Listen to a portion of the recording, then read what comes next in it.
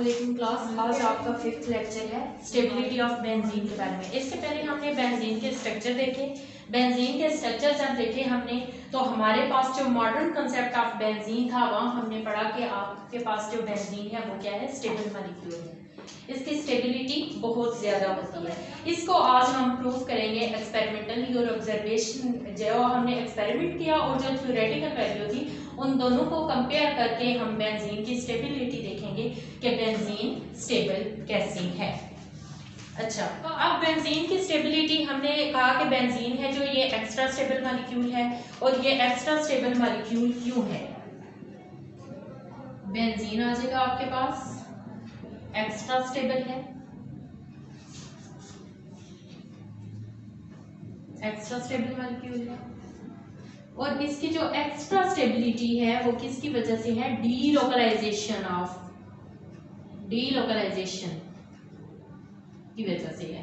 ठीक है, अब हमारे पास आ जाएगा स्टेबिलिटी को मेजर करना है। अब स्टेबिलिटी को मेजर किया गया था कि इसके साथ कंपेयर करते हुए हाइपोथेटिकल कंपाउंड के साथ स्टेबिलिटी को मेजर किया गया।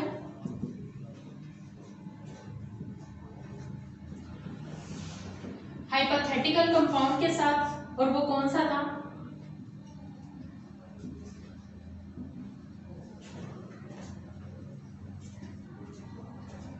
ये था आपके पास 1,3,5 हेक्सा ट्राइइन। ये था आपके पास 1,3,5 हेक्सा ट्राइइन। अब स्टेबिलिटी को मेजर किया गया हाइपोथेटिकल कंपाउंड के साथ 1,3,5 हेक्सा ट्राइइन के साथ। अब स्टेबिलिटी को मेजर करने के लिए उन्होंने देखा गया था, इसमें उन्होंने चेक की थी हीट ऑफ हाइड्रोजिनेशन। यानी कि जब आप इसमें हाइड्रोजन गैस को ऐड करवाएंगे बॉन्ड ब्रेक होगा, जो हीट आपके पास रिलीज्ड होगी उसको मेजर किया गया, उसे हमने नाम दिया हीट ऑफ हाइड्रोजिनेशन। उसको मेजर करके हमने बेंजीन की स्टेबिलिटी को बताया। ठीक है, ठीक है। अब आपके पास आ जाता है, ये स्टेप उन्होंने किए थे, 3 स्टेप है। ठीक है, फर्स्ट स्टेप में आपके पास आ गया था 6 साइक्लोहेक्सीन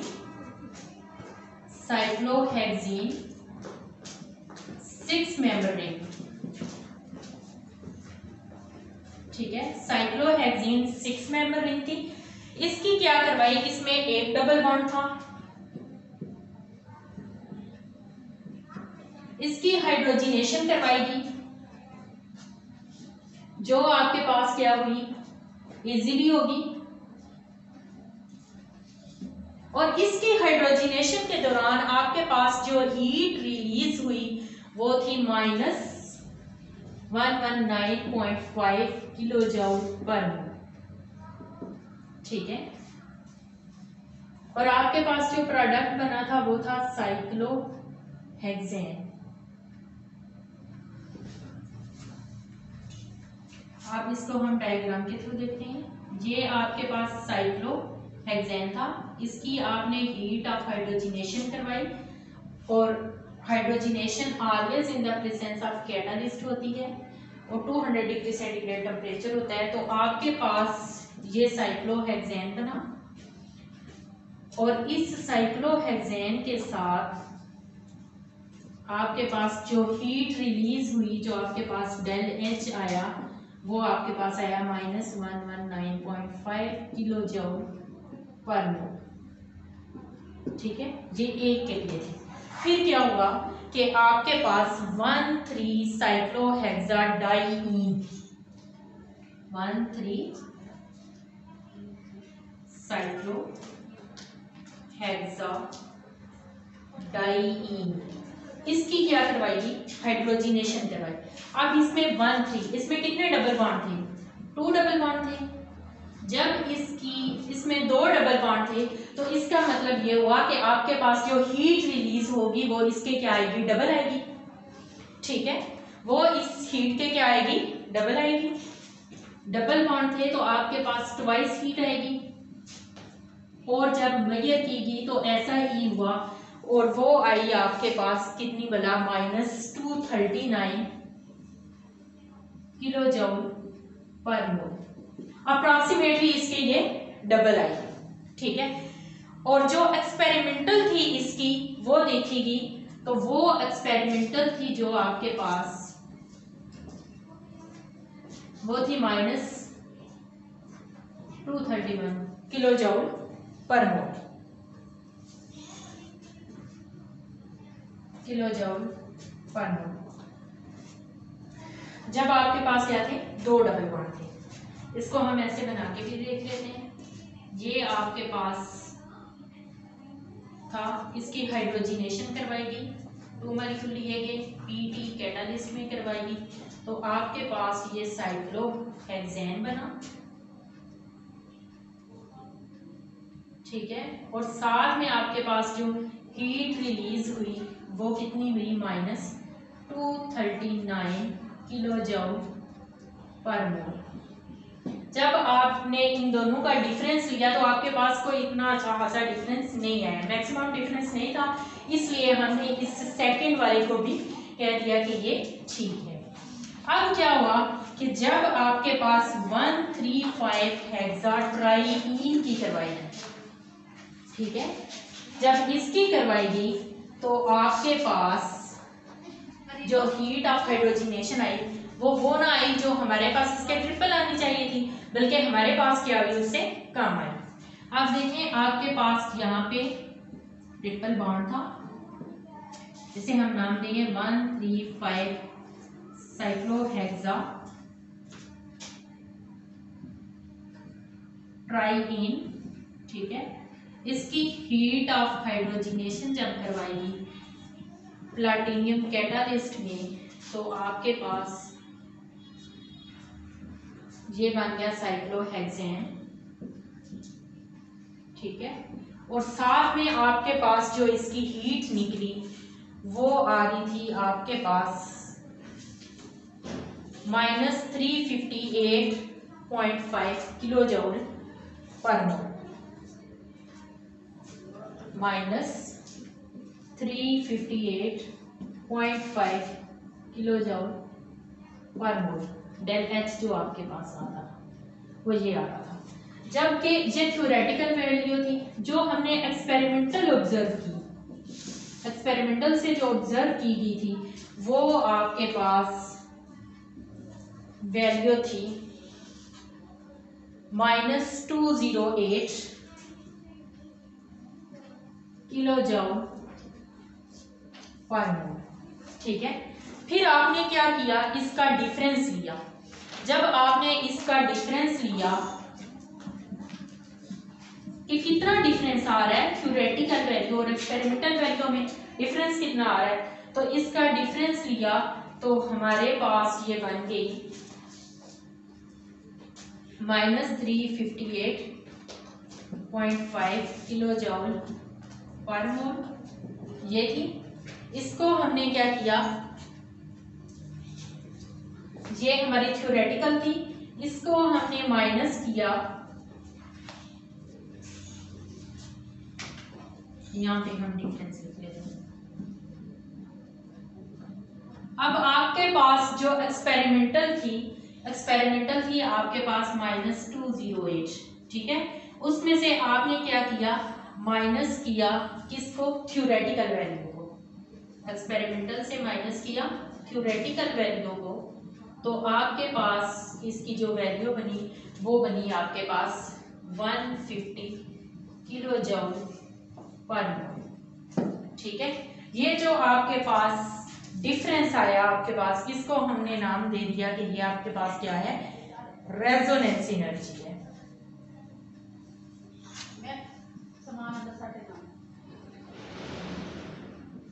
एनर्जी है, और ये इस लिहाज से क्या है, स्टेबल है, ठीक है। अब हम इसको एक ग्राफ में लिखते हैं।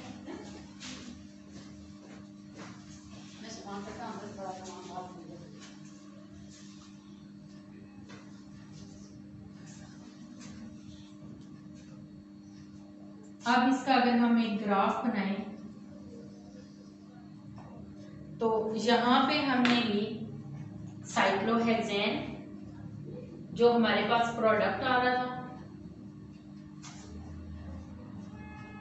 ये ठीक है, ये आपके पास प्रोडक्ट था साइक्लोहेक्सेन। यहाँ पे आपने उसका पोटेंशियल एनर्जी भी देखी, बोलिए। अच्छा, आपने देखा कि जब आपने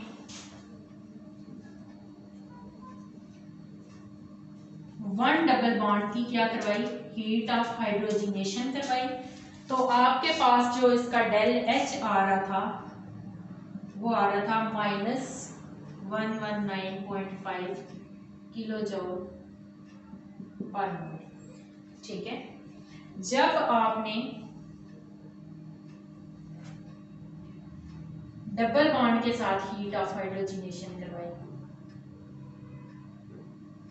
2 मॉलिक्यूल ले लिए, ठीक है, बेंजीन में अल्टरनेटिव डबल सिग्नल बॉन्ड लगे। अगर मैंने यहाँ पे डबल बॉन्ड बनाया तो फिर एक छोड़ के यहाँ पे डबल बॉन्ड बनाऊंगी। जब इसकी हीट ऑफ हाइड्रोजिनेशन करवाएगी तो वो आपके पास जो डेल एच आया वो आपके पास आया -239 kilo joule per mole. Del H is equal to -239 kilo joule per मोल।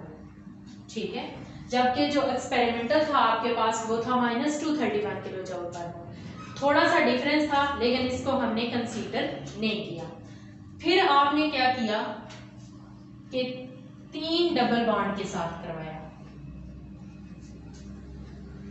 अब जब 3 डबल बॉन्ड के साथ ये करवाया गया, इसकी हीट ऑफ हाइड्रोजिनेशन करवाई, तो आपके पास जो इसकी हीट ऑफ हाइड्रोजिनेशन है वो इसके ट्रिपल आनी चाहिए थी,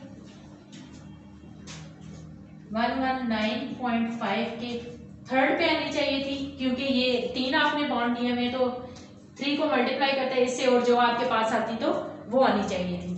और जब इसको 3 से मल्टीप्लाई किया आपके पास ये एनर्जी बनी 358। डेल एच आपके पास ये बन गया 358 point something 0.9 kilo joule per mole. ठीक है, 0.9 किलो जूल पर मोल। अब आपके पास ये माइनस में भी है हीट ऑफ हाइड्रोजिनेशन, क्योंकि ये आपके पास एक्सोथर्मिक रिएक्शन था। अब आपने क्या किया, इसका डिफरेंस लिया और फिर ये देखा कि आपके पास जो एक्सपेरिमेंटल, अब हम यहाँ पे ये आपके पास सारी क्या जा रही है, थ्योरेटिकल वैल्यू जा रही है। अब क्या आ गया आपके पास, बेंजीन की हमने जब वैसे भी जब बेंजीन की 3 मोल्स ऑफ हाइड्रोजिनेशन जो आपकी क्या थी एक्सपेरिमेंटल वैल्यू कैलकुलेट हुई भी थी वो करवाएगी, तो आपके पास बनी थी -208 kilo joule per mole. Del H इसका आ गया था -208 किलो जूल पर मोल। ठीक है, अब आपने क्या किया कि इसमें से ये आपके पास -358 किलो जूल पर मोल थी, ये आपके पास 208 किलो जूल पर मोल थी। इसमें से इसको क्या किया, माइनस किया, तो आपके पास जो डिफरेंस आया वो था ऑलमोस्ट 150 किलो जूल पर मोल। अब ये जो आपके पास 150 किलो जूल पर मोल आया है, इसको हमने नाम दे दिया कि ये क्या है, रेजोनेंस एनर्जी है, रेजोनेंस एनर्जी है। ठीक है, अब हम इसका लिखेंगे कंक्लूजन कि ये स्टेबल मॉलिक्यूल कैसे आए। इसके कंक्लूजन में हम 2 चीजें लिखेंगे, एक कि इसमें क्या हुई है, डीलोकलाइजेशन हुई है, बेंजीन है जो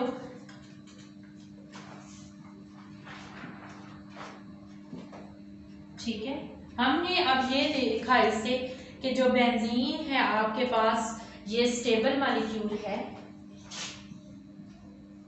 और इसकी स्टेबिलिटी किसकी वजह से आई है, रेजोनेंस एनर्जी की वजह से आई है। रेजोनेंस एनर्जी की वजह से ये स्टेबल है और वो आपके पास कितनी आई है, 150 किलो जूल पर मोल आई है। एक रीजन ये थी बेंजीन के एक्स्ट्रा स्टेबल होने की, और दूसरी रीजन ये थी आपके पास कि यहाँ पे जो इलेक्ट्रॉन हैं वो क्या है, डीलोकलाइज्ड हैं। इलेक्ट्रॉन और डीलोकलाइज्ड, ये थे आपके पास बेंजीन की स्टेबिलिटी। तो यहाँ से वो सारी एक्सपेरिमेंटल और थ्योरेटिकल वैल्यूज का रिजल्ट लेते हुए हमने इसका ये रिजल्ट लिखा कि बेंजीन आपके पास एक्स्ट्रा स्टेबल मॉलिक्यूल है, और किन दो की वजह से है, रेजोनेंस एनर्जी की वजह से है, जो आपके पास कितनी है, 150 किलो जूल पर मोल। ठीक है, और दूसरा इलेक्ट्रॉन इसमें क्या है, डीलोकलाइज्ड है। आपने देखा था कि आपके पास जो कार्बन रिंग थी उसमें अबव और बिलो इलेक्ट्रॉन क्लाउड बना था। इलेक्ट्रॉन क्या हो गए थे, डीलोकलाइज्ड हो गए थे, डीलोकलाइज्ड स्ट्रक्चर था। तो इन दोनों की वजह से बेंजीन क्या है, आपके पास एक्स्ट्रा स्टेबल मॉलिक्यूल है। अब नेक्स्ट हम देखेंगे बेंजीन के रिएक्शंस, बेंजीन की प्रिपरेशन और रिएक्शन। उससे पहले आपको ये बेंजीन की थ्योरी है जो ये पढ़नी होगी, तब भी जाके आपके बेंजीन के रिएक्शन होंगे। ओके, अल्लाह हाफिज।